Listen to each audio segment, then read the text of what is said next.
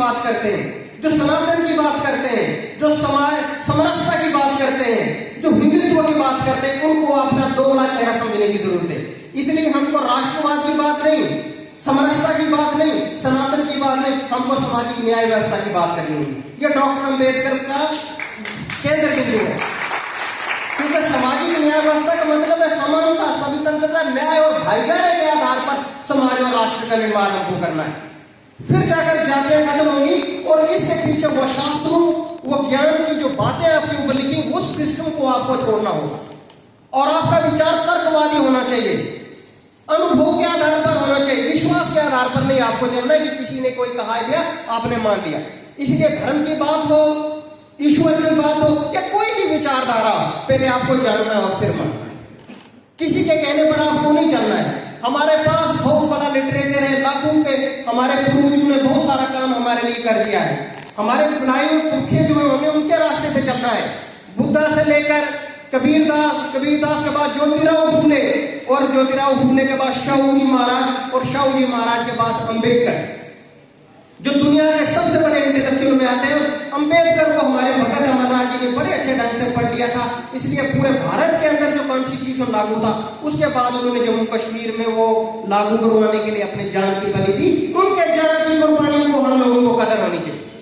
जिस दिन हमारे अंतरात्मा जाग गई तो समाज में जरूर बदलाव आएगा, ये हमारा मानना है। इसलिए आपके अंदर कितना कष्ट है, कितना दुख है, कितने आप गरीब है, कितने आप लाचार है, इससे समाज नहीं बदलने वाला है, क्योंकि दूसरे का आपका अपमान दूसरे का सम्मान बन गया है। इसलिए आपने जागना और समझने की आवश्यकता है कि जिन लोगों ने आपको हजारों सालों से गुलाम बनाया, क्या आप अभी भी उस व्यवस्था में जीने के लिए तैयार हो? इसलिए उन चीजों को आपने छोड़ना है। अब मॉडर्न नई टेक्नोलॉजी में आगे हो। इसलिए हमारी समस्या, देश की समस्या जो है वो धर्म और जाति है। इसलिए धर्म और धर्म में आपको अंतर लेना है। धर्म वो चीज है जिसपे आपको वर्ण व्यवस्था बनाए रखने की बात करता है और अलग अलग जातियों के लिए अलग अलग कानून पर निर्देश दिया गया है। धर्म के अंदर जितनी भी किताबें हैं वो आदेश और बंदिशों का संग्रह है। और धर्म जो है उसका मतलब होता है धारण करना अच्छाई, तप, यज्ञ, दया, सत्य, हिंसा, शांति और मैत्रिता की भावना आपने पैदा करनी है। पूरे का पूरा विश्व जो है भाईचारे, अमर और त्याग से चलना चाहिए। तो धर्म और धर्म सांस्कृतिक रूप से दो अलग अलग शब्द हैं, लेकिन एक दूसरे के करीब है। तो धर्म जो वो प्रिंसिपल है, वो धर्म नहीं है। उसमें ईश्वर के अस्तित्व को सरे से ही खारिज कर दिया है, क्योंकि आपकी समस्या जो है वो ईश्वर नहीं है। आपकी समस्या जो है वो गुलामी है, और गुलामी का कारण ये है कि आप एजुकेटेड नहीं हो। इसलिए आपने ज्यादा अपने बच्चों के अंदर उनको निडर बनाना है, उनको एजुकेशन देनी है, तभी जाकर हमारी समस्याएं हल होंगी। और मौजूदा स्थिति में आपने इन चीजों के लिए भी तैयार रहना है, क्योंकि सिंबल की शक्ल में पार्लियामेंट में राजदंड को स्थापित कर दिया गया है। इसका मतलब यह है कि राजतंत्र जो है वो शुरू हो गया है, डेमोक्रेसी खत्म हो गई है।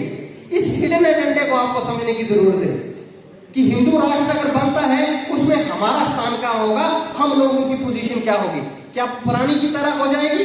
क्योंकि हिंदूवादी विचारधारा समाज के लिए समानता, अंधविश्वास और पाखंड वाली है। इसलिए डॉक्टर बी आर अम्बेडकर ने लास्ट में अपने टाइम में कहा था कि किसी भी हालत में हिंदू राष्ट्र नहीं बनना चाहिए, क्योंकि हिंदू राष्ट्र में आपको वही काम करना पड़ेगा जो 1947 से पहले आप करते थे। इसलिए मेरा शॉर्ट में ये मैसेज आप